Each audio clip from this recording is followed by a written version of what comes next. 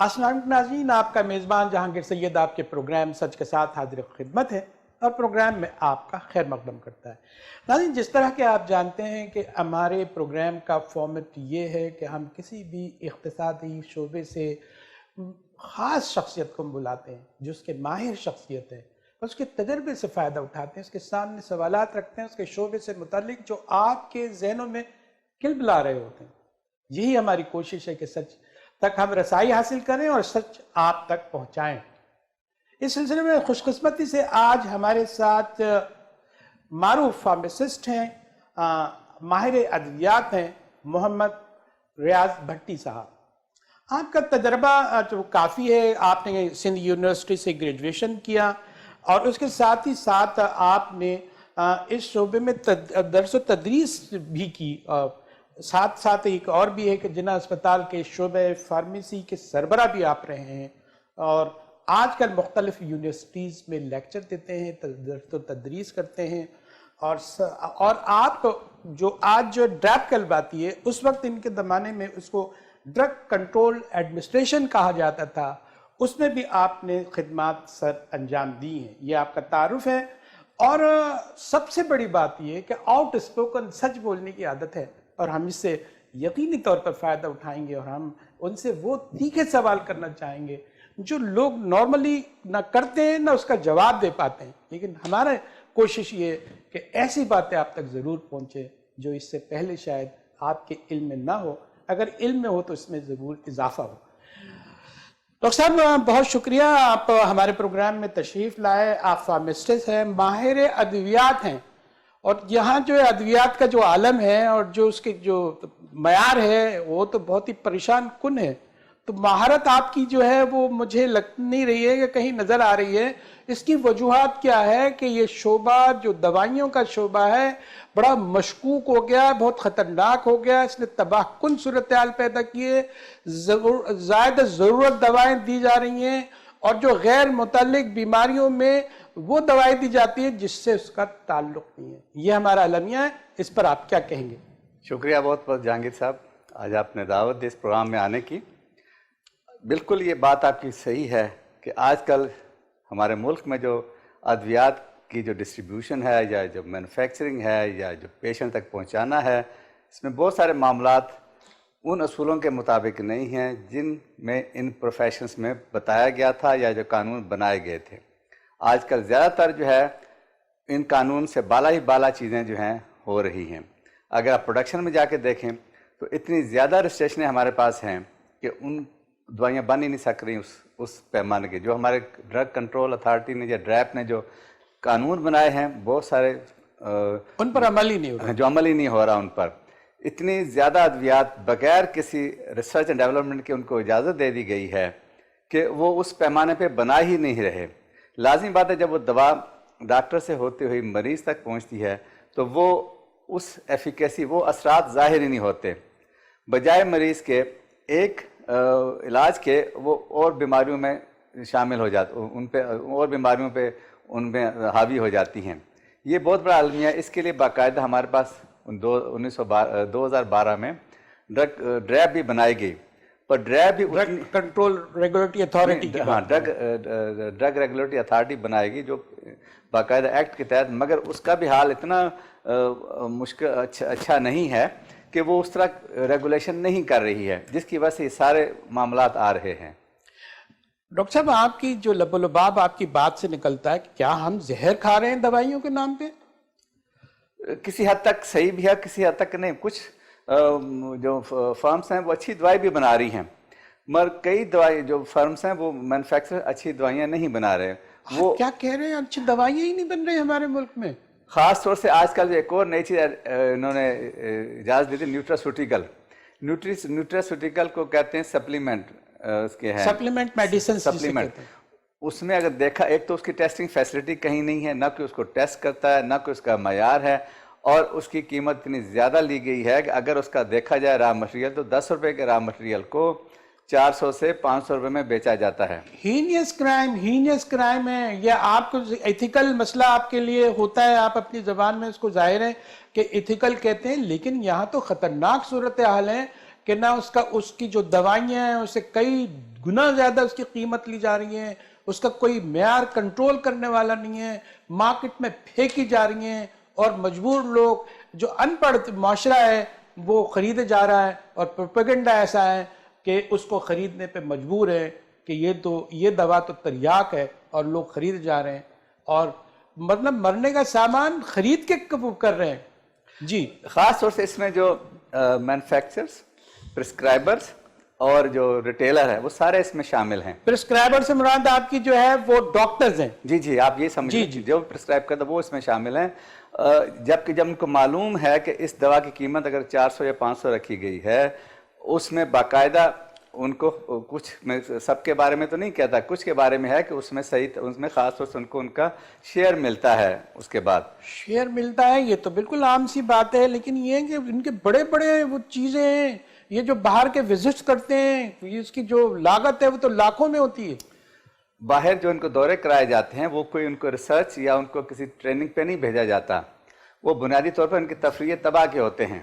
اچھا، جتنے بھی جگہ مختلف ملکوں میں، جیسے تھائی لینڈ میں جاتے ہیں یا ملائیشیا میں جاتے ہیں یا اور بھی ایسے جگہ جہاں جاتے ہیں، وہاں کوئی ریسرچ یا کوئی ٹریننگ کے لوادے میں یہ ان کو وہاں پہ بھیجا جاتا ہے، اور اس کے جتنے ایکسپینس ہیں، جو اخراجات ہیں، وہ سارے مریض کی جیب سے حاصل کیے جاتے ہیں۔ مریض پر اس کا بوجھ جا رہا ہے، ڈیلیور ہو رہا ہے، ٹرانسفر ہو رہا ہے، ہمیں بھگتنی پڑ رہا ہے، مہنگی دوائی مل رہی ہے، یہ کہنا چاہ رہے ہیں؟ بالکل، اس میں صحیح بات، اس میں جو ہمارا جو ریگولیٹر ہے وہ اس کو کنٹرول نہیں کر رہے۔ کیوں نہیں کر رہے ہیں؟ اس میں ایسی کالی بھیڑیں کیا ہیں کہ اتنی بڑا کرائم ہو رہا ہے، جس کو آپ کرائم کہیں نہ کہیں، میں تو یہی کہوں گا، تو اس کو کنٹرول کرنے والا کوئی نہیں ہے، انسان مر رہا ہے، اور وہ بھی دوائی لے کے مر رہا ہے۔ ابھی آپ نے کچھ عرصہ پہلے دیکھا ہوگا، اس چند مہینوں میں ادویات کی قیمتیں کہاں سے کہاں چلی گئی ہیں۔ وہی دوا جو بہت کم قیمت، وہ زیادہ سے زیادہ قیمتوں میں چلی گئی ہے، عام آدمی اس کو خرید ہی نہیں سک رہا، اور اس کا علاج مشکل ہو گیا۔ اب اس میں بھی یہی حالت ہے کہ ان میں کمپنیوں کے اوور ہیڈ جو اخراجات زیادہ ہیں، وہ جتنے اخراجات جو ان کو دیتے ہیں پرسکرائبر کو، وہ سارے اس میں سے پورے کیے جاتے ہیں، ساتھ ساتھ جو ایڈمنسٹریشن ہے، جو ڈریپ ہے، وہ بھی اس وقت آنکھ موندے سو رہی ہے۔ وہ ان کا کام ہے کہ اس کو چیک رکھیں کہ یہ دوائیاں کیوں زیادہ مہنگی ہو گئی ہیں۔ ڈاکٹر صاحب، آپ بھی تو فارمیسسٹ ہیں، ہمارے ادویات ہیں، آپ کا تو کوئی رول نظر آتا نہیں ہے کہ آپ تو بالکل مطلب رول آؤٹ ہو گئے، کیا ہو گیا یہ؟ آپ کا رول کیوں نظر نہیں آتا ہے؟ کیونکہ آپ کو پرسکرائبرز کو، مطلب یہ ڈاکٹرز کو، آپ کی فارماسیوٹیکل کمپنیز کو، سب کو مانیٹر کرنا آپ کی ذمہ داری ہے، آپ لوگ تو کہیں نظر نہیں آ رہے۔ ہمارے ملک میں فارمیسی کے دفتر طریقے ڈپارٹمنٹ بہت سارے کھل گئے ہیں، مگر فارماسسٹ کو وہ اس کا جو رائٹ حصہ نہیں دیا جا رہا جاب میں۔ ایک تو ان کو جاب پوری نہیں دی جا رہی، دوسرا ان کو استعمال نہیں کیا جا رہا۔ اگر آپ اس کو دیکھیں کہ سندھ گورنمنٹ میں تقریباً کوئی 170 یا 180 فارماسسٹ انڈکٹ کیے گئے ہیں، پنجاب میں اس لحاظ سے زیادہ فارماسسٹ انڈکٹ کیے گئے ہیں، اسی طرح بلوچستان میں فارماسسٹ زیادہ ہوئے گئے ہیں، مگر جو مسئلہ مین ہے کہ ان کو وہ جاب ڈسکرپشن نہیں دی جا رہی۔ پہلی بات تو یہ کہ وہاں پر جو فارمیسی ڈائریکٹریٹ نہیں ہے کہ فارماسسٹ کا جو انچارج جو ہیڈ ہو وہ فارماسسٹ ہو، وہاں ان کو مختلف اسپتالوں کے سربراہ جو ڈاکٹر ہیں ان کے انڈر رکھ دیا جاتا ہے۔ اب ڈاکٹر صاحب، ایک میں بات کر رہا ہوں، اس کی بنیاد میں ایک چیز ہے جو میں برملا کہنا چاہوں گا کہ یہ ڈاکٹرز کی مونوپولی ہے، اس کی اجارت داری ہے، اس نے یہ ذمہ داری، جو بنیادی ذمہ داری فارماسسٹ کی ہے، وہ چھین رکھی ہے۔ ایسا کیا ہے؟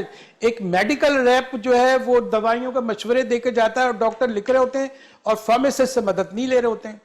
آپ بالکل بجا فرماتے ہیں۔ میرے خود اپنے جو 27 سالہ ہسپتال کا تجربہ ہے، اس میں یہ بڑی مشکل سے ہم نے اپنے پاورز لیے تھے جو فارماسسٹ کے تھے۔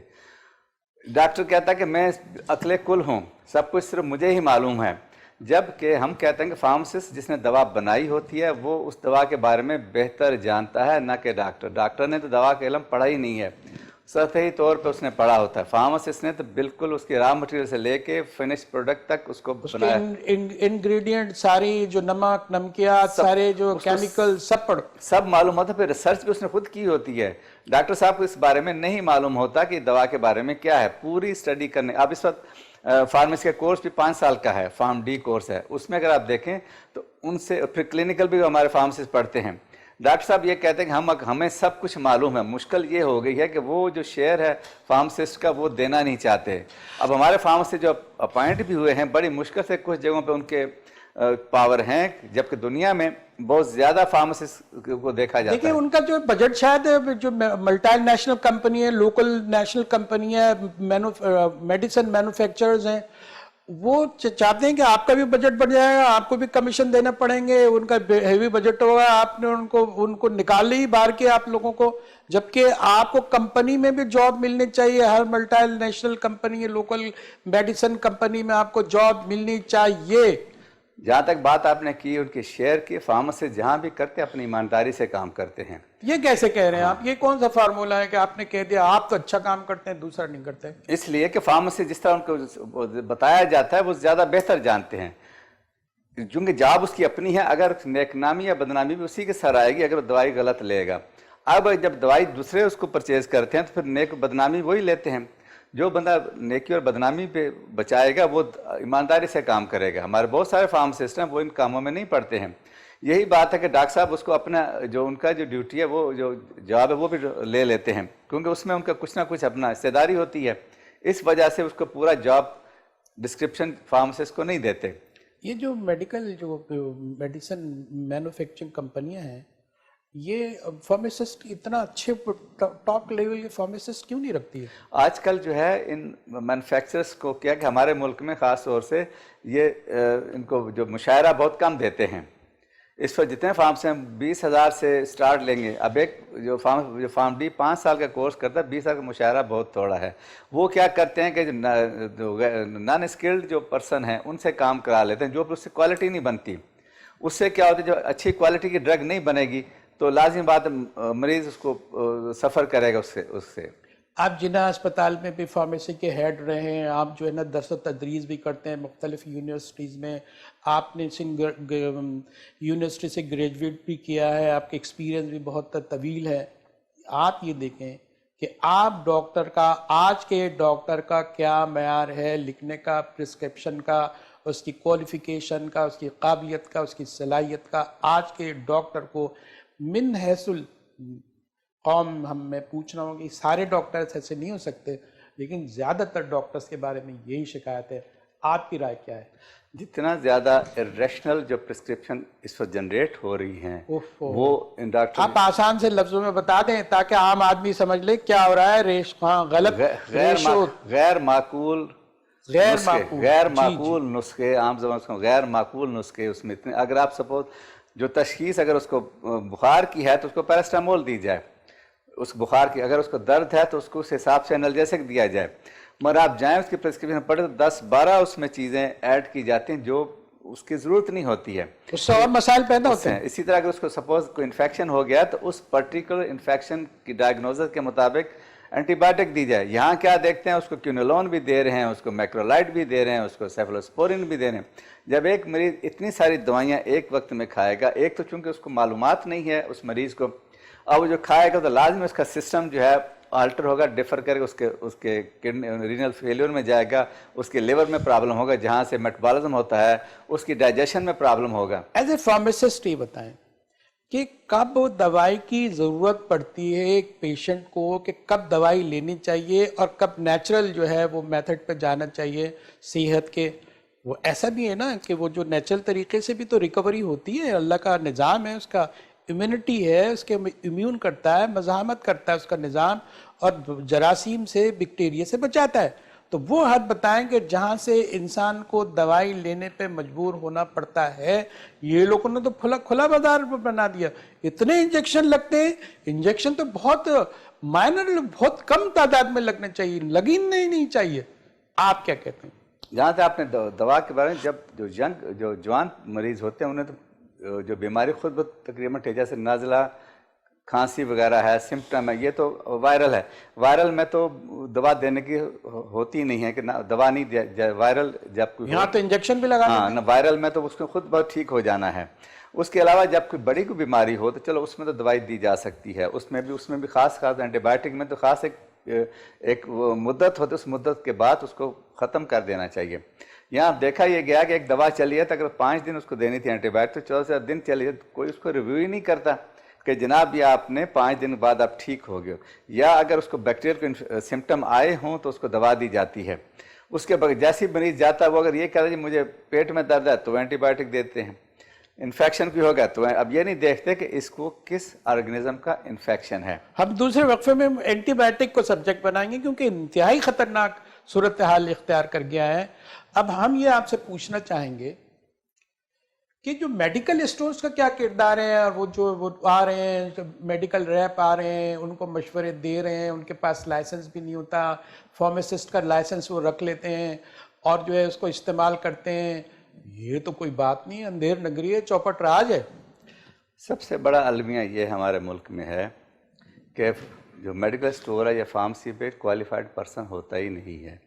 صرف ایک لائسنس اس کے نام ایشو ہو جاتا ہے، کوالیفائڈ پرسن کا نام ہوتا ہے، اور اس پہ جو نان ٹیکنیکل بندہ ہے، جو عام جس کو ادویات کی الف بے سے وہ فارمیسی چلا رہا ہوتا ہے، پرسکرپشن پڑھنا بھی اس کو مشکل ہوتا ہے، اب جو مرضی وہ دے دیتا ہے. جب تک ہمارے ڈرگ کنٹرول ایڈمنسٹریشن جو پروونشل ہے یا فیڈرل ہے، وہ جب تک ایک فارمیسی پہ یا میڈیکل اسٹور پہ کوالیفائڈ پرسن جو فارماسسٹ ہے اس کا ہونا لازم نہیں کرتا، یہ رہے گا. اس کی پریزنس ہونی چاہیے، موجود ہونا چاہیے نسخہ لکھتے وقت یا پڑھتے وقت. ہاں، جب اس کا سپرویژن جو ہے فارماسسٹ کے ہونے سے کیا ہوگا کہ دوا کا کنٹرول ہوگا، وہ غلط دوائی نہیں رکھے گا، وہ غلط پرسکرپشن نہیں پڑے گا. اگر سپوز اس پرسکرپشن میں غیر معقول ادویات لکھی گئی ہیں تو وہ اس کی کاؤنسلنگ کرے گا، وہ ڈاکٹر صاحب کو بھیجے گا، ڈاکٹر صاحب اس کو ریویو کریں.